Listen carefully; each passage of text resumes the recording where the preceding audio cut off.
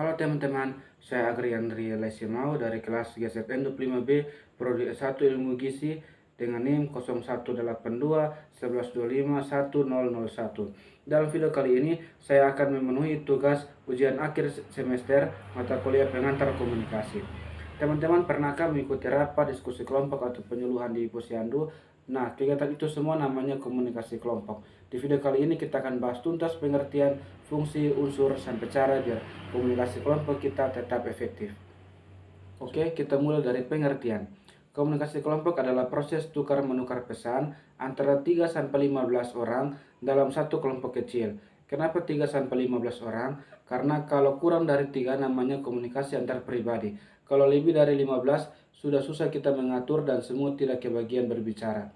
Ciri utama komunikasi kelompok ada 3. Yang pertama ada interaksi langsung, yang kedua ada umpan balik, jadi bisa langsung tanya jawab, yang ketiga punya tujuan yang sama, misalnya mau membuat tugas, mau mengambil keputusan, atau mau mengedukasi masyarakat. Contoh gampangnya adalah diskusi 5 orang buat tugas kampus, atau rapat OSIS, dan penyuluhan gizi di Posyandu untuk 10 ibu-ibu.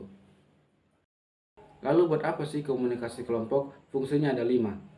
Yang pertama adalah informatif. Fungsinya untuk berbagi informasi. Contohnya ketua kelompok menjelaskan materi ke anggota.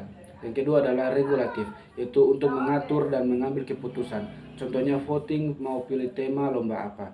Yang ketiga persuasif, yaitu untuk mempengaruhi orang lain. Contohnya mengajak teman-teman untuk ikut kegiatan bersih-bersih. Yang keempat integratif, yaitu untuk mempererat hubungan dengan sering diskusi kita jadi lebih kenal dan kompak. Yang kelima pemecahan masalah, yaitu contoh kelompok diskusi cari solusi kenapa angka stunting masih tinggi di desa. Agar komunikasi kelompok berjalan dengan lancar, harus ada 8 unsur ini. Yang pertama, komunikator, yaitu orang yang menyampaikan pesan, contohnya pembicara. Yang kedua adalah komunikan, yaitu orang yang menerima pesan, contohnya peserta.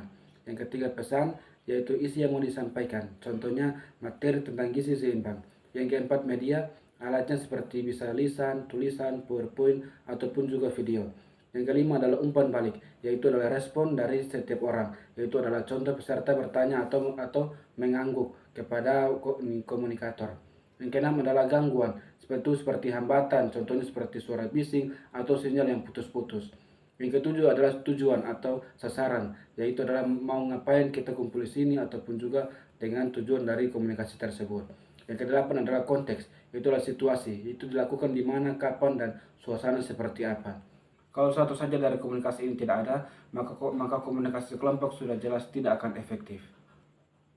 Yang berikut, terus bagaimana cara agar biar komunikasi kelompok kita tetap efektif? Ada 7 faktor kunci. Yang pertama, ukuran kelompok. Ukuran kelompok itu idealnya hanya 5-12 orang. Solusinya jika terlalu banyak, bagi jadi 2 kelompok kecil. Yang kedua, kekompakan atau kohesivitas. Solusinya jika sering tidak ada kekompakan, sering bikin ice breaking dan kegiatan bareng biar akrab. Yang ketiga, kepemimpinan. Pemimpin harus adil dan bisa memimpin diskusi. Jika pemimpin tidak adil, maka solusinya adalah pilih ketua yang demokratis, bukan yang otoriter. Yang keempat adalah partisipasi. Jangan sampai cuma 2 orang yang ngomong. Solusinya adalah ketua bagi tugas dan tanya langsung ke anggota yang diam. Yang kelima adalah iklim. Ciptakan suasana terbuka. Solusinya adalah semua pendapat dihargai dan tidak ada yang ditertawakan. Yang keenam, tujuan. Harus jelas dari awal. Solusi di awal rapat, sampaikan dulu hari ini kita mulai bahas apa. Yang ketujuh, keterampilan. Anggota harus bisa bicara dan mendengar. Solusinya latih mendengar aktif dan berbicara dengan jelas. Terakhir, apa saja hambatan dan gimana cara mengatasinya? Yang pertama, hambatan fisik. Contohnya ruangan bising, kepanasan. Solusinya adalah cari tempat yang tenang dan nyaman. Yang kedua adalah hambatan psikologis. Contohnya malu, takut salah, atau lagi emosi. Solusinya adalah bangun rasa percaya dan juga pemimpin harus ramah. Yang ketiga adalah hambatan bahasa. Contohnya pakai istilah sulit yang tidak mengerti. Solusinya adalah pakai bahasa sederhana dan kasih contoh.